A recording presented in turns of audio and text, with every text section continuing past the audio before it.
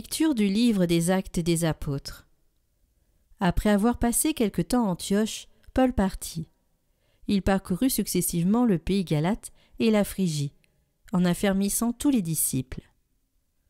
Or, un Juif nommé Apollos, originaire d'Alexandrie, venait d'arriver à Éphèse. C'était un homme éloquent, versé dans les Écritures. Il avait été instruit du chemin du Seigneur dans la ferveur de l'esprit. Il parlait et enseignait avec précision ce qui concerne Jésus. Mais comme baptême, il ne connaissait que celui de Jean le Baptiste. Il se mit donc à parler avec assurance à la synagogue. Quand Priscille et Aquila l'entendirent, ils le prirent à part et lui exposèrent avec plus de précision le chemin de Dieu. Comme Apollos voulait se rendre en Grèce, les frères l'y encouragèrent et écrivirent aux disciples de lui faire bon accueil. Quand il fut arrivé, il rendit de grands services à ceux qui étaient devenus croyants par la grâce de Dieu. En effet, avec vigueur, il réfutait publiquement les Juifs, en démontrant par les Écritures que le Christ, c'est Jésus.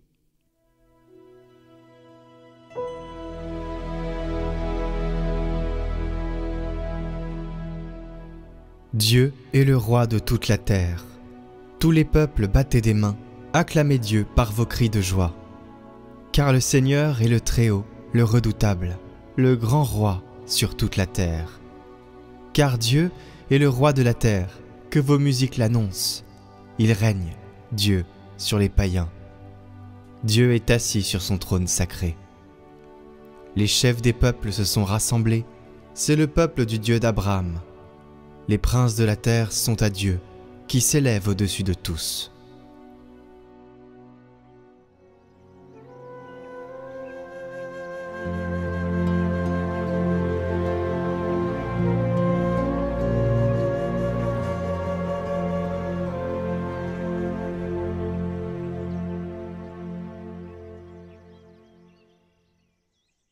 Évangile de Jésus-Christ selon saint Jean.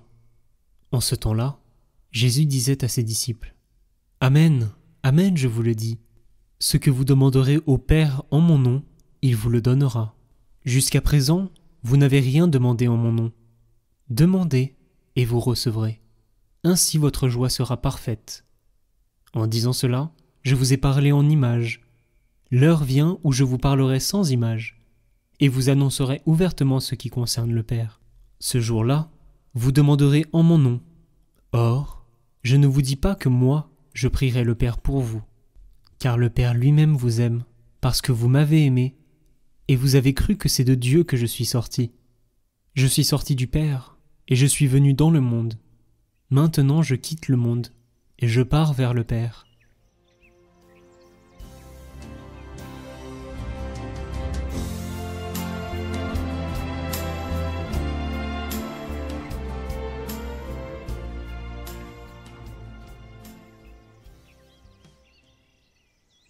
Il prie pour nous devant le Père. J'ai toujours aimé ceci. Jésus, lors de sa résurrection, avait un corps magnifique. Les blessures de la flagellation, des épines, ont disparu. Toutes. Les meurtrissures dues au coup ont disparu. Mais il a toujours voulu avoir les plaies. Et les plaies sont précisément sa prière d'intercession au Père. Regarde, il demande en mon nom. C'est la nouveauté que Jésus nous dit. Il nous dit, cette nouveauté, faire confiance à sa passion, faire confiance à sa victoire sur la mort, faire confiance à ses plaies. Il est prêtre de ce sacrifice, de ses plaies, et cela nous donne confiance, nous donne le courage de prier. La prière au Père au nom de Jésus nous fait sortir de nous-mêmes. La prière qui nous ennuie est toujours en nous-mêmes. Elle est comme une pensée qui va et vient. Mais la vraie prière, la sortie de nous-mêmes vers le Père au nom de Jésus, est un exode de nous-mêmes. Si nous ne réussissons pas à sortir de nous-mêmes vers notre frère dans le besoin, vers le malade, vers l'ignorant, vers le pauvre, vers l'exploité, si nous ne réussissons pas à faire cette sortie de nous-mêmes vers ces blessures, nous n'apprendrons jamais la liberté qui nous conduit à l'autre sortie de nous-mêmes, vers les blessures de Jésus. Il y a deux sorties de nous-mêmes, l'une vers les blessures de Jésus, l'autre vers les blessures de nos frères et sœurs. Et c'est ce que Jésus veut dans notre prière.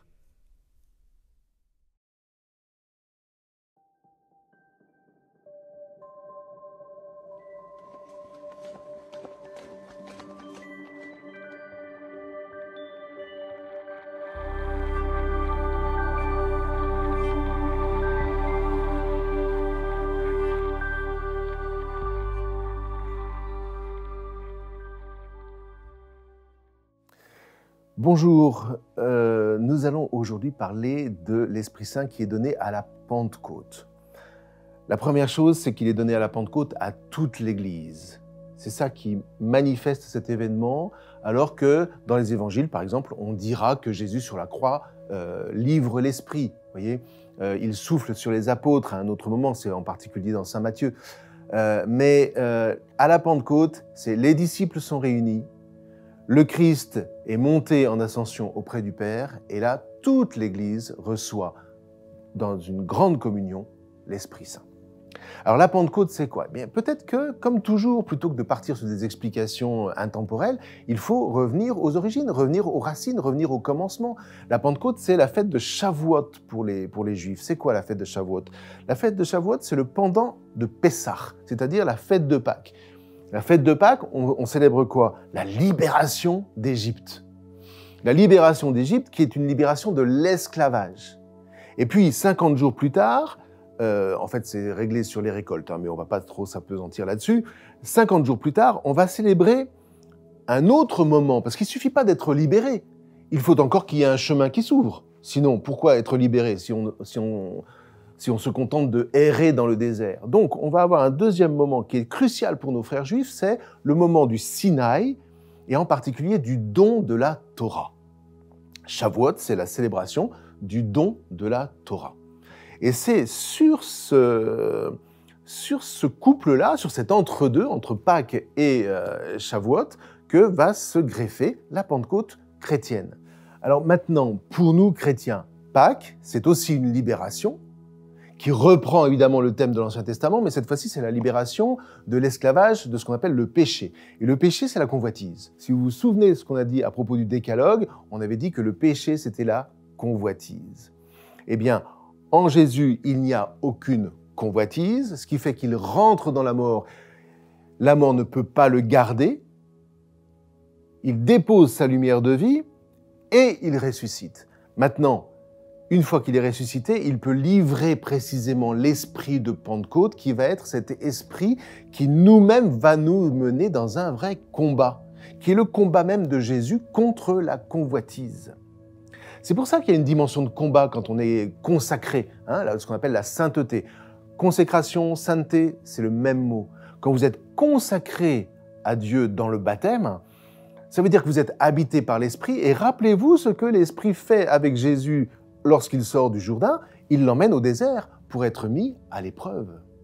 Et les 3 tentations qui vont être proposées à Jésus seront des tentations de convoitise. À chaque fois, Jésus transforme ces tentations, grâce à la parole de Dieu, les transforme en épreuves qu'il va pouvoir remporter contre Satan qui essaie de le tenter. Eh bien, pour nous, c'est exactement le même chemin. Donc c'est la première dimension de la vie dans l'Esprit Saint, c'est une dimension de combat. Et ce combat, comment est-ce qu'il va se produire? Eh bien, grâce à celui que Jésus nomme le Paraclet. Le Paraclet, c'est un mot araméen qui veut dire celui qui souffle. Un tout petit peu, c'est pas vraiment le contexte, mais un tout petit peu comme au théâtre. Vous avez des comédiens qui connaissent leur texte quand ils jouent. Et puis, quelquefois, il y a des trous. Alors, le souffleur vient combler le trou très doucement, très discrètement. Mais ce n'est pas le moment pour le comédien d'apprendre son texte, évidemment. Donc nous, si nous sommes habités par les paroles du Christ, au moment de l'épreuve, eh bien, l'Esprit Saint vient nous donner les paroles du Christ qui vont pouvoir nous maintenir dans la lumière et traverser victorieusement l'épreuve. Ça, c'est un premier point. Vous voyez, c'est là où on parle de l'Esprit consolateur. L'Esprit consolateur, c'est pas celui qui va nous faire des mon petit bijou, comment tu vas, mais tu sais, je t'aime, etc. Non, l'Esprit consolateur, c'est celui qui nous rend victorieux dans le combat. Ensuite, eh bien, il y a cette dimension de déploiement des talents. On vous raconte que dans le fil de la Pentecôte, tout d'un coup, les apôtres chantent en langue, tout le monde se met à les comprendre, etc. Ça veut dire quoi? Mais ça veut dire une chose très très simple, c'est qu'à partir du moment où vous êtes prêt à recevoir, à partir du moment où vous consentez à recevoir librement l'Esprit Saint qui va travailler en vous, qui va vous faire remémorer les paroles du Christ, qui va vous attacher au Père, alors à ce moment-là, eh bien, tout devient, encore une fois, parlant. Et c'est ainsi que, par exemple, cette parole va pouvoir habiter nos talents, selon ce que vous et moi, nous sommes en capacité de vivre. Et puis vous allez commencer à vous dire, mais voilà que ça m'inspire. Voilà que ça m'inspire. Voilà que ça parle en moi. Et là, vous devenez prophète. Voilà que ça chante en moi. Et là, vous devenez joyeux. Ça me rappelle telle parole du Christ. Ça m'invite aussi à servir mes frères. Vous voyez ? Je comprends tel épisode de l'Ancien Testament. Oui, je comprends beaucoup mieux et ça m'éclaire dans ma propre vie. Et puis surtout, je me mets à aimer véritablement. Qu'est-ce que c'est que aimer véritablement ? Il faudrait retrouver, frères et sœurs, ce beau mot de charité. Parce qu'en parlant d'amour, en gros, on ne sait plus très très bien de quoi on parle. On aime son poisson rouge, comme on aime sa femme, comme on aime ses enfants, comme on aime son chien, ou comme on aime faire de la philatélie. Mais c'est pas ça. L'amour véritable, c'est l'amour qui est libre de toute convoitise. Un mari, un époux aime sa femme, non pas parce qu'elle est belle, encore qu'elle peut l'être, mais non pas parce qu'elle fait ceci ou parce qu'elle fait cela. Il l'aime parce qu'il l'aime. C'est tout. Et cet amour-là de l'époux pour son épouse permet à l'épouse de se sentir vraiment en sécurité pour pouvoir donner le meilleur d'elle-même. C'est ça l'amour de charité. Voyez ? Et c'est cela qui va précisément nous permettre de combattre toute convoitise. La réponse à la convoitise dans le monde d'aujourd'hui, c'est l'amour de charité. C'est pour ça que dans l'Esprit Saint, vous voyez, l'Église a vraiment sa place à tenir dans ce monde pour rappeler non pas le primat de l'argent roi, qui excite à ce qu'on appelle la consommation, mais c'est simplement un mot gentil pour dire la convoitise. Là où vous avez la convoitise, qu'est-ce que vous voulez ? Vous avez toutes les guerres, les meurtres, etc., les combats, les conflits, etc. Alors que la réponse, c'est vraiment apprends à aimer avec le Christ. Et pour cela, nous bénéficions du don de l'Esprit Saint, qui n'est pas simplement celui qui nous maintient en relation avec Dieu. La relation, c'est au niveau psychique.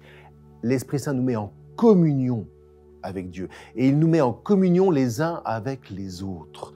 Et c'est ce que nous formons dans le corps de l'Église. Le corps de l'Église, c'est le corps habité par l'Esprit Saint dont vous et moi, nous sommes les membres et dont le Christ est la tête au sens où il nous tire vers l'avant. Il nous transmet cette vie dans l'Esprit Saint. Il nous redonne le goût de la vie éternelle. Or, la vie éternelle, frères et sœurs, c'est ce que vous avez de meilleur en vous, mais départi de toute convoitise. Vous voulez rentrer au paradis ? Travaillez la convoitise en vous. Faites en sorte qu'elle disparaisse grâce aux paroles du Christ. Il n'y aura aucune place pour la convoitise dans le paradis. Par contre, il y aura toute la place pour vos talents, pour tout ce que vous aimez faire, pour retrouver les êtres que vous aimez, et en premier, le Père, le Fils et l'Esprit Saint, qui travailleront en vous et qui vous emmèneront vers des sommets de vie.